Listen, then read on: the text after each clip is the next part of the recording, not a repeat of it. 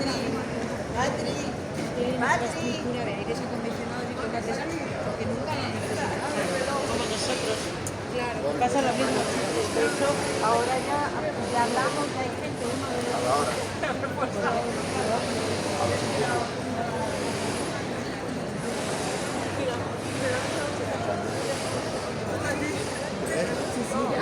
Yo pensé que era allí. No, ¿O será ella?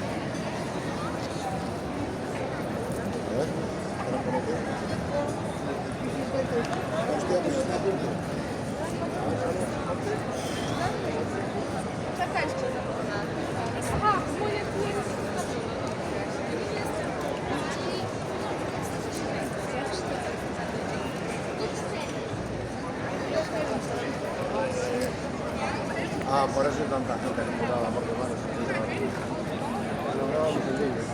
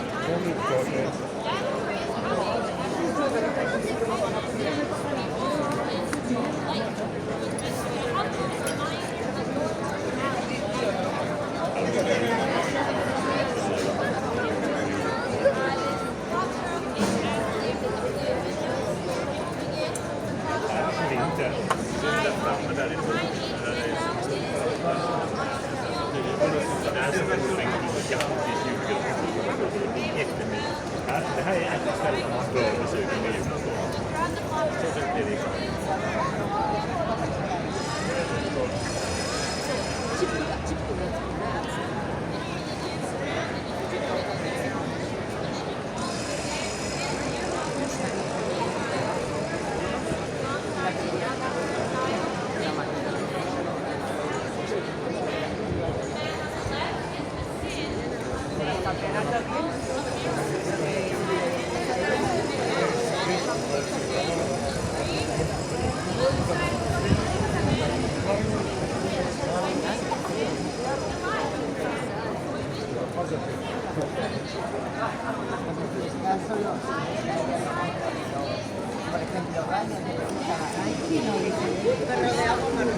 Så är det. Där var ingen klar i år.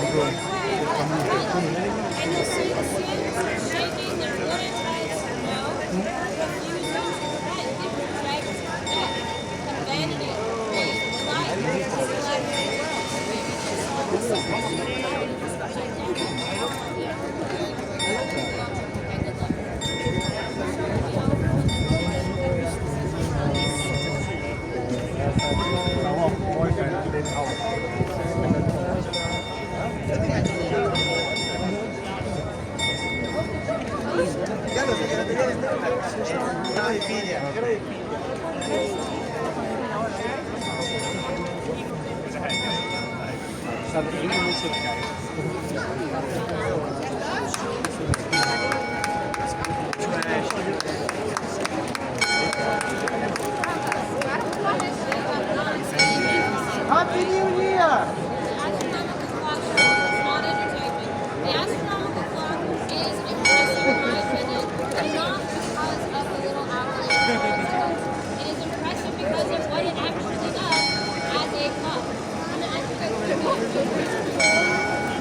Do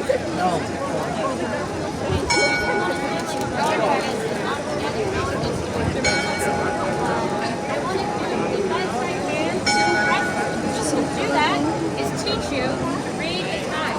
If you can read the time on this clock, you feel like a wizard. So let's start with the upper circle, the upper dial. You've got a black ring around the outside. On that black ring are gold numbers, 1 through 24. Look at the numbers and see if you can find some you don't know. Because these are not written in Arabic numerals, these are written in Gothic numerals. Different numbers can be used. The number of 4 and 7 look completely different.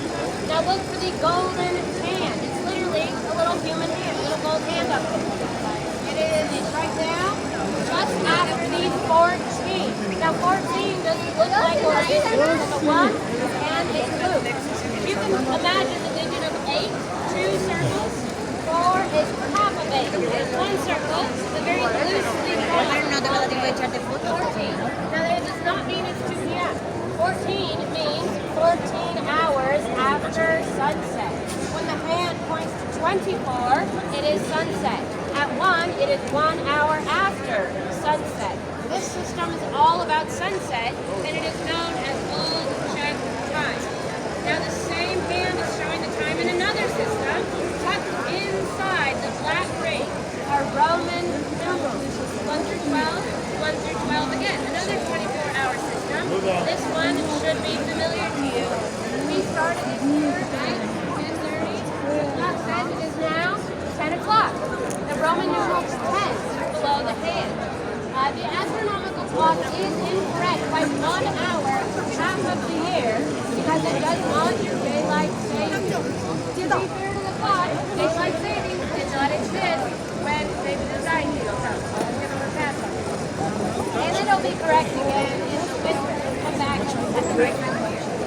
Alright, inside that, got the third way to tell the time. This one's my favorite, where it gets astronomical. Look for the sun.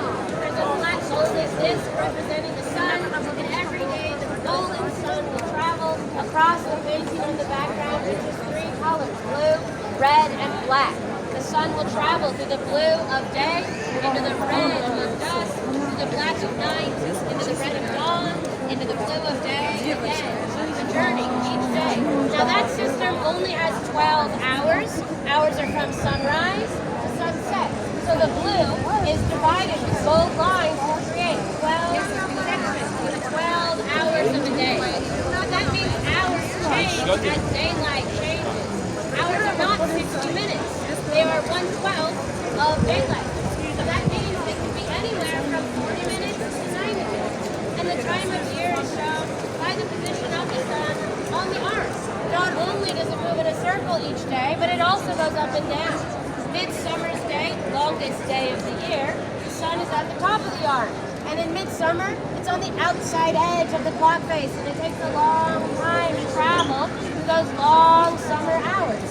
After midsummer's day, it begins its journey down, every day creeping lower and lower and lower for 6 months until the winter solstice. Shortest day of the year, it hits the bottom of the arm, and it travels quickly to the short winter hours at the shortest day of the year. But wait, there's more. The sun is also traveling through the zodiac. That smaller ring with the 12 horoscope signs. Most people know their star signs. You can find yours up there. The zodiac is a map of stars, a map of constellations. The sun travels around the zodiac once a year to represent the solar orbit around Earth. They got it wrong. We are going around the sun. I hope you already knew that. Not the other way around. But it was the 15th century when they designed it, so I'll give you a break. Alright, if the sun can't travel around the zodiac once a year, it is already traveling every day to the blue, red, and black. And so the zodiac ring is following the sun each day, and it rotates behind the sun. It makes one rotation per year. Very slowly moving behind the sun. Meanwhile, the moon is up there correctly. They have a little black and silver ball that travels around the zodiac ring at the exact same speed our moon travels around this planet every 28 days or so. And that little black and silver ball, it's got mechanisms inside of it to rotate and show us the lunar phase. So the ball is painted, half silver, half black. If we see half and half, it's a half moon tonight. If we see all silver, it's a full moon. If we see all black, it's a new moon. Looks like nearly a full moon. I love the astronomical clock. I think it's really fascinating device and very impressive technology. You will not find imitation clocks in the souvenir shops that do these functions. You will find analog clocks painted, decorated, being sold as souvenirs. But you won't find any replicas doing all of these features because of the complexity it takes to build. I think it speaks for itself. All right. Do you guys have any questions? Who built it? Great question. So the history is kind of spotty. For hundreds of years, it was believed the clock was built in 1490 by a man named Jan Brugge. But in the 1960s, they discovered in archives receipts paying the royal clockmaker Mikulash Afghanian for building the astrolabe, that's the upper dial. He was paid in the year 1410. 80 years prior to when they thought it was built for centuries. So that completely rewrote what we knew about the history. Mikulash Afghanian, also those receipts included a payment to Jan Schindel, the royal astronomer, who did calculations to help Mikulash build the clock. So these two men were paid in 1410, so the clock was probably built somewhere in the early 1400s. Definitely not before 1364 when the building was built. There have been periods where it was not operating, but it also has been worked on many times. Some eras of long neglect, when the clock in poor position and not really operating or not operating correctly. Historically, it was powered with weights and pulleys, big weight pulling down on ropes that ran everything. Those had to be reset twice a day at exactly the right moment. So this clock required a ton of constant calibration, maintenance.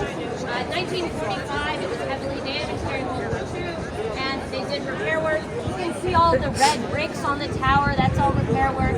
And when they did these repairs, they decided to power it with electricity for the first time. And it has been run with electricity ever since. What we see here is not the original mechanisms. The most recent renovation was 2018, so this is all pretty fresh and new. Only original stuff up there is the stonework around the dials. All of that is original Gothic stonework of the masons in the 14th century. They also worked on the cathedral on the passage. They were very similar